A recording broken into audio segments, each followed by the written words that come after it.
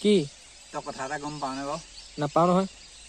এই শিখৰ বাৰু আমাৰ এই অসমত যে বন্ধ হৈছিলে কিয় বন্ধ হৈছিলে কচোন এতিয়া ৰজনীগন্ধা বা তই এতিয়া কেপিটো মানে কমলা পচন্দটোক কোনে এডভাৰটাইজ কৰে জাননে নাজানো নহয় এইটো একদম চেলিব্ৰিটি এইটো কি বুলি কয় আমাৰ যে এই চিক্স যে এইটো কি আছিলে এই নামটো পাহৰি গ'লো নহয় চেহবাগ আৰু এইজন সুনীল গাভাস্কাৰে কয় হয়নে কমলা পচন্দটো তাৰ আমাৰ বিমলটো কোনে কয় বিমলৰ মেইন মানুহজন হ'ল আমাৰ অজয় দেৱাগন হয়নে অজয় দেৱাগন আমাৰ মেইন মানুহজন তাৰ লগতে এতিয়া আহি গ'ল হেৰি এই শ্বাহৰুখ খান আহিলে হয়নে তাৰ লগতে আহি গ'ল অক্ষয় কুমাৰ হয়নে সেইটো কাৰণে সেইকেইটা বৃহৎ চলি আছে আমাৰ কেপিটো কোনে কি কয় আমাৰ কেপিহে আহি থাকে কেপি নহয় আমাৰ শিখৰটো